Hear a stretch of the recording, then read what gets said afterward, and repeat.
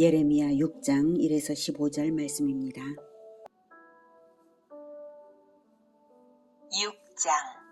베냐민 자손들아, 예루살렘 가운데로부터 피난하라. 드고아에서 나팔을 불고 베타게렘에서 깃발을 들라. 재앙과 큰 파멸이 북방에서 엿보아오미니라. 아름답고 우아한 시온의 딸을 내가 멸절하리니 목자들이 그 양떼를 몰고 와서 주위에 자기 장막을 치고 각기 그 처소에서 먹이리로다. 너희는 그를 칠 준비를 하라. 일어나라, 우리가 정오에 올라가자. 아하, 아깝다. 날이 기울어 저녁 그늘이 길었구나. 일어나라, 우리가 밤에 올라가서 그 요새들을 헐자 하도다. 만군의 여호와께서 이와 같이 말하노라.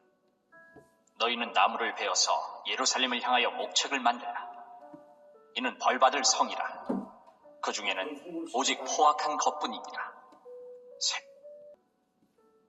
이 그물을 솟구쳐는 같이 그가 그 악을 드러내니 폭력과 탈취가 거기에서 들리며 질병과 살상이 내 앞에 계속하느니라. 예루살렘아, 너는 훈계를 받으라. 그리하지 아니하면 내 마음이 너를 싫어하고 너를 황폐하게 하여 주민이 없는 땅으로 만들리라. 사랑하는 형제 여러분, 3월 18일 토요일 새벽 목상에 오신 것을 환영합니다. 예레미야의 두 번째 설교가 진행 중입니다. 남유다가 북이스라엘의 멸망을 목도했음에도 불구하고 그 죄악을 답습함으로 유다가 심판당할 수밖에 없다는 것을 5장에서 말했고요. 이제 6장에서는 이방인을 통한 유다 심판을 생생한 장면으로 사실적인 예언을 합니다. 1절, 베냐민 자손들아, 예루살렘 가운데로부터 피난하라. 예루살렘이 본래 베냐민 지파에 속한 땅이었거든요. 그래서 이렇게 말하는 것인데, 여호수아 18장 28절에 보면 여부스 곧 예루살렘이 베냐민 자손이 받은 기업이었다라고 말하고 있습니다. 베냐민 자손은 예루살렘 거민을 상징하는 의미로 쓰였습니다. 그런 의미에서 예루살렘에 대한 침공이 있다는 것인데요. 얼마나 임박했는지 예루살렘 남쪽 20km 지점에 드고아 남쪽이에요.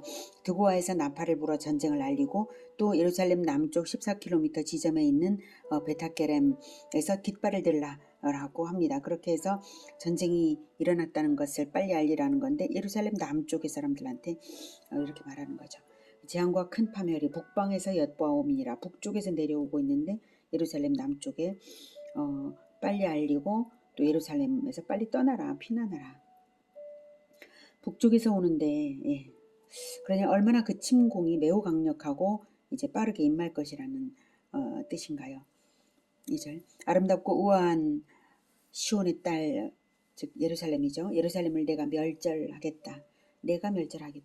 하나님이 하시는 일이라는 것입니다. 3절, 목자들이 그 양떼를 몰고 와서 주위에 자기 장막을 치고 각기 그 처소에서 먹이리로다. 이것은 바벨론 군대가 와서 예루살렘 주위에 진을 쳐 포위하게 될 것을 비유했다고도 볼 수 있고요.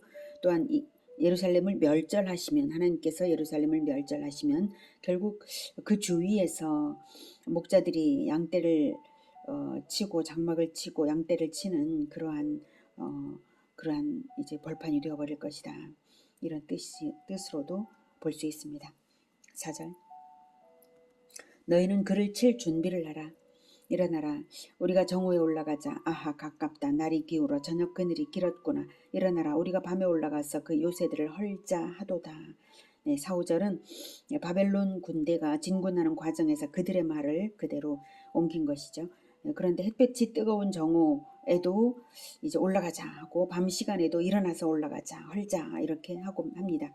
공격의 고삐를 바짝 당기는 모습이 얼마나 그 공격의 의지가 강한지 알 수가 있죠.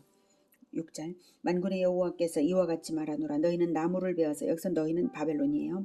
바벨론 군대에게 나무를 베어서 예루살렘을 향하여 목책을 만들라. 여호와께서 명하시는 말씀인데 문자대로 이렇게 직접 명령하신 것은 아니고요. 그러나 목책을 만들라는 것은 문자적으로 정말 그렇게 했습니다. 하나님께서 작정하시고 주권적으로 행하신다는 뜻이죠. 바벨론 군대 역시 그 주권하에서, 하나님의 주권하에 놓여서 움직인다라는 것을 말하는 것입니다. 그래서 구체적인 방법까지 하나님께서 명하시는 것입니다. 높은 성벽 높이만큼 공성퇴를 쌓아서 공격하는 방법으로 하라는 것인데요. 실제로 바벨론은 이렇게 목책을 쌓아 올려서 포위하고 공격을 했습니다. 그림으로 보죠.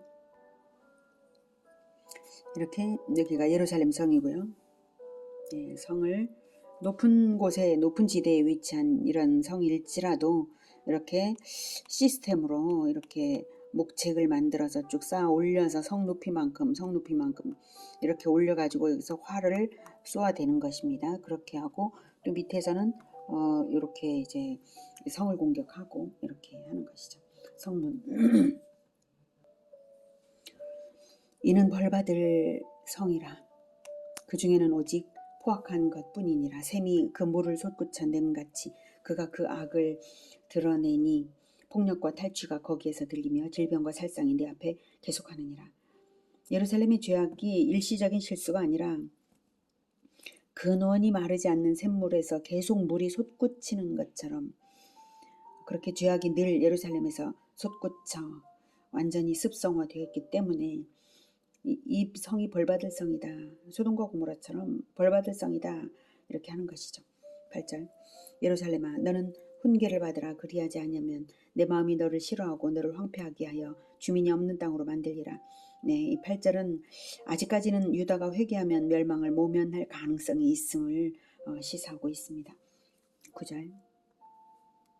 만군의 여호와께서 이와 같이 말씀하시되 포도를 따듯이 그들이 이스라엘의 남은 자를 말갛게 주우리라. 너는 포도 따는 자처럼 내 손을 광주리에 자주자주 놀리라 하시나니. 여기서 이스라엘의 남은 자를 말갛게 주우리라는 것은 북이스라엘의 멸망에도 아직 남아있던 유다 자체를 말해요. 그래서 이제는 싹 다 쓸어간다는 뜻이죠. 바벨론의 철저한 유린을 하나님께서 사용하사 철저히 심판하실 것이라는 뜻입니다. 10절. 내가 누구에게 말하며 누구에게 경책하여 듣게 할꼬. 보라, 그 귀가 할례를 받지 못하였으므로 듣지 못하는도다. 보라, 여호와의 말씀을 그들이 자신들에게 욕으로 여기고 이를 즐겨하지 아니하니. 그러므로 여호와의 분노가 내게 가득하여 참기 어렵도다. 그것을 거리에 있는 아이들과 모인 청년들에게 부으리니 남편과 아내와 나이 든 사람과 늙은이가 다 잡히리로다. 내가 그 땅 주민에게 내 손을 펼 것인즉 그들의 집과 밭과 아내가 타인의 소유로 이전되리라. 여호와의 말씀이니라. 이는 그들이 가장 작은 자로부터 큰 자까지 다 탐욕을 부리며 선지자로부터 제사장까지 다 거짓을 행함이라. 네, 거리의 아이들, 청년, 남편, 아내, 늙은이 할 것 없이 일괄 심판의 대상이 되고 있는 이유는 13절에서 말하는 것처럼 이는 그들이 가장 작은 자로부터 큰 자까지 다 탐욕을 부리며 선지자로부터 제사장까지 다 거짓을 행하기 때문입니다. 그들은 할례를 받은 민족이지만 형식적일 뿐 마음이 할례와 멀기 때문에 할례받지 않은 자들처럼 그들의 귀가 10절에서 말하고 있죠. 그들의 귀가 듣지 못하는도다. 보라, 여호와의 말씀을 그들이 자신들에게 욕으로 여기고 이를 즐겨하지 아니하였다는 것입니다. 하나님의 말씀을 자신들에게 욕으로 여긴 거예요. 그래서 안 들은 것입니다. 아주 싫어한 것입니다. 그래서 하나님께서 더 이상 분노를 참기 어려우셨다는 것입니다. 말씀을 가르쳐야 할 자들과 말씀을 배워야 할 자들이 모두 타락하여서 말씀을 거부하는 데에야 더는 방법도 없고 소망도 없는 것이죠. 14절. 그들이 내 백성의 상처를 가볍게 여기면서 말하기를 평강하다 하나 평강이 없도다. 그들이 가증한 일을 행할 때에 부끄러워하였느냐? 아니라. 조금도 부끄러워하지 않을 뿐 아니라 얼굴도 붉어지지 않았느니라. 그러므로 그들이 엎드러지는 자와 함께 엎드러질 것이라. 내가 그들을 벌하리니 그때에 그들이 거꾸러지리라. 여호와의 말씀이니라. 네, 그들 즉 제사장들과 거짓 선지자들이 내 백성의 상처를 가볍게 여기면서 말하기를 평강하다 했죠.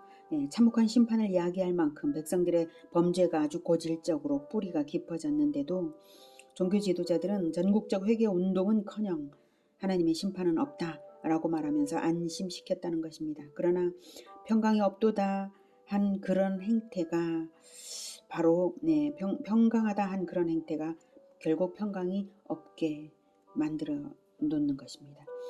평강을 물리치고 심판을 초래한 것은 제사장과 거짓 선지자들 때문이라고 말할 수 있습니다. 유대 종교 지도자들은 그와 같은 종교 사기를 전혀 부끄러움 없이 태연하게 저질렀습니다. 그러므로 심판 외에는 다른 여지가 없습니다. 오늘은 예루살렘이 형식적 할례는 있지만 마음과 귀가 하나님의 말씀을 싫어하여서 또한 말씀을 가르칠 책임자들이 근거 없는 평강을 말하여서 오히려 더욱 악하게 하고 돌이킬 수 없이 심판을 당하게 되는 것을 보았습니다. 누구나 죄는 지어진다 할지라도 하나님의 말씀을 가르치고 배우는 자들은 하나님께서 소망을 그들에게 두시겠지만 그렇지 않은 자들은 형식상의 종교 행위가 아무런 소용이 없는 것입니다. 특별히 말씀을 가르쳐야 할 자들이 자기 사명을 다하지 않아서 거리의 아이들과 모인 청년들에게까지 멸망이 임하는 것을 볼 때에 성경을 가르치는 자들의 책임이 얼마나 중차대한 것인지 다시금 느낍니다. 한국 사회에서 아이들과 청년들이 죽어가는 것을 보면 성경을 가르치지 않은 우리 책임이라고 한국교회가 통감해야 마땅한 이유입니다. 이제는 우리가 열심으로 날마다 성경을 가르쳐서 이 사회의 다음 세대를 살려낼 수 있기를 간절히 바랍니다. 기도하겠습니다. 은혜와 긍휼이 충만하신 하나님 아버지, 우리를 긍휼히 여겨주시기 원합니다. 한국교회가 다음 세대를 잃었고 또한 속히 회복되어야 함에도 불구하고 회개운동이 벌어지지 않는 것을 하나님 불쌍히 여겨주시고 이제 말씀의 사람들, 진리의 사람들을 일으켜 세워주시옵소서. 회개운동이 일어나게 하시고 진정으로 하나님의 말씀을 가르쳐 또한 다음 세대를 일으켜 다시 소생할 수 있도록 주님 은혜를 베풀어 주시기 간절히 원합니다. 성령께서 역사하여 주시고 하나님 한국교회를 일으켜 세워주시고 이 사회를 보호하여 주시옵소서. 예수 그리스도 이름으로 기도드립니다. 아멘. 이어지는 시간은 개인 기도 시간입니다.